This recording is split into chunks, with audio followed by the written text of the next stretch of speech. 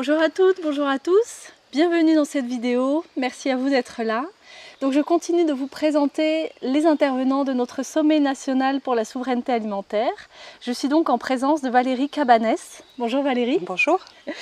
Donc tu vas nous présenter ce que tu fais et surtout la structure dans laquelle tu t'investis beaucoup qui est Indécocide. Et il y en a une deuxième aussi, une autre association, est-ce que tu peux nous en parler? Oui. Alors, Indécocide on Earth, c'est un mouvement en fait, c'est un mouvement citoyen, on n'est pas vraiment une ONG, on essaye de semer une idée. D'accord. On essaye de semer une idée qui est le fait que nous devrions reconnaître des droits à la nature et que quand on détruit notre écosystème Terre de façon trop grave, on puisse reconnaître que c'est un crime. C'est ce qu'on appelle le crime d'écocide.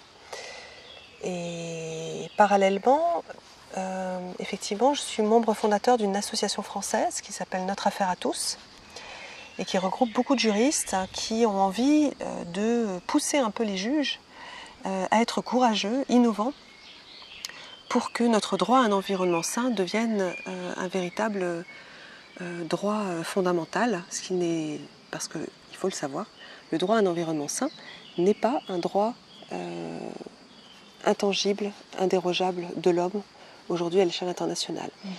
Et donc il est très important d'une part de protéger l'écosystème Terre et la vie en général, et puis de le protéger aussi pour que l'humanité soit pérenne. Et donc, au niveau, tu as écrit un livre aussi, est-ce que tu peux nous en parler? Et je crois que tu es en train d'en préparer un autre. Oui, alors je suis juriste en droit de l'homme initialement et en droit international. Et je me suis intéressée en fait à la protection de la nature en m'intéressant à celle des droits des peuples autochtones. Et il faut savoir qu'avant de travailler avec des populations autochtones, j'ai travaillé pendant presque 20 ans en fait, sur le terrain, à l'international, sur des programmes de lutte contre la pauvreté, de lutte contre l'exploitation des femmes et des enfants dans des terrains en guerre. Et donc, lors de tout ce parcours de vie, je me suis rendu compte, d'une part, de la violence de notre civilisation, d'autre part, de comment la puissance de quelques-uns s'assoit sur l'exploitation de beaucoup d'autres. On ne peut pas espérer lutter contre la pauvreté si l'on laisse faire la destruction des conditions même de la vie de ces populations, c'est-à-dire si on détruit l'environnement dans lequel ces populations se trouvent. Et donc, à partir du moment où j'ai commencé à travailler sur cette notion d'écocide, je me suis rendu compte qu'il y avait très peu de bilan global des destructions de notre activité industrielle. Donc j'ai écrit un livre qui a deux vocations. La première, c'est la première partie du livre, c'est de faire le bilan. Et de faire un bilan qui nous permette de comprendre l'ampleur des dégâts et de nous faire sortir du déni pour agir. Et la deuxième partie, c'est de voir comment justement nous pouvons agir en mobilisant de nouveaux concepts juridiques qui sont en gestation depuis déjà longtemps, du droit à un environnement sain jusqu'à la reconnaissance des droits de la nature, voire même des droits des générations qui ne sont pas encore nées. Et ce livre s'appelle Un nouveau droit pour la Terre. Il a été publié par Le Seuil dans la collection Anthropocène en octobre 2016. Et je dirais que c'est un livre qui pose toutes les bases de la réflexion. Et cette réflexion, j'ai voulu l'affiner sur un plan plus philosophique, plus anthropologique, voire même plus politique.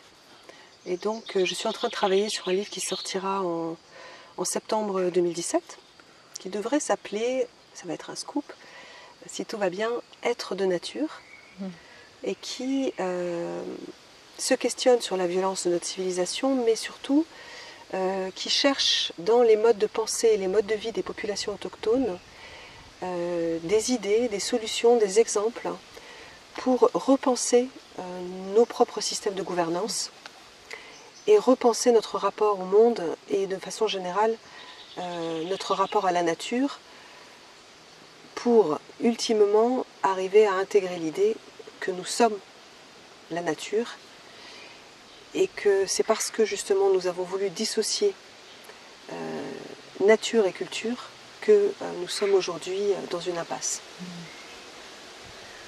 Est-ce que tu peux nous dire qu'est-ce qui t'a donné envie de participer et de répondre favorablement à notre invitation pour faire partie du sommet national de la souveraineté alimentaire?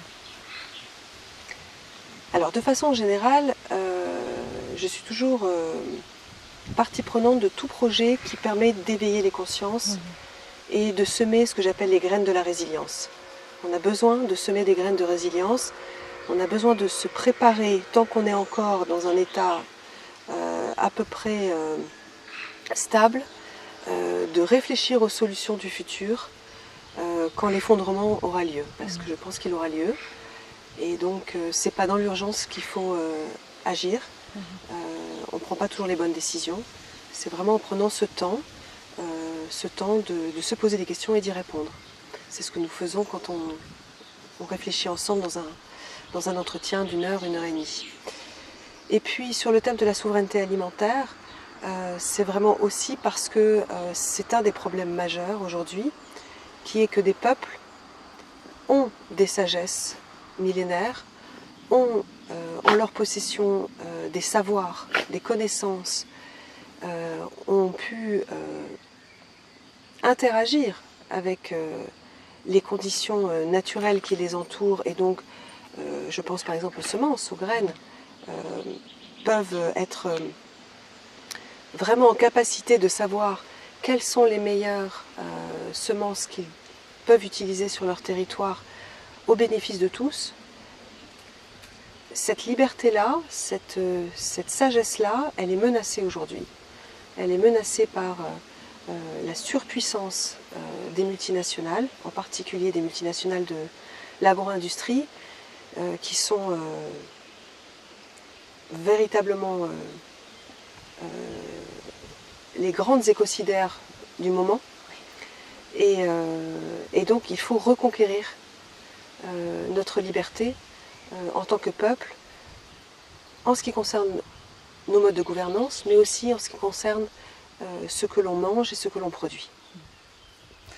Un grand merci Valérie, parce que tu nous offres un contenu passionnant et du coup tu nous partages ça dans une conférence en version plus longue, donc d'1h15, 1h30, qui sera diffusée très prochainement au mois d'octobre, en accès libre et gratuit pour tous. Donc si vous souhaitez être informé du programme, des dates de diffusion, n'hésitez pas à regarder les informations, tous les liens sont dans la description de la vidéo.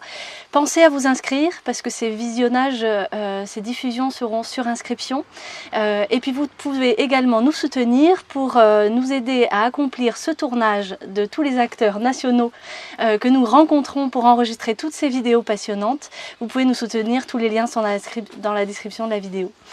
Merci à toi Valérie. Merci. Et puis à très bientôt. À très bientôt. Merci à vous, prenez soin de vous et puis de la terre et des autres. Merci, au revoir, ciao, bye bye.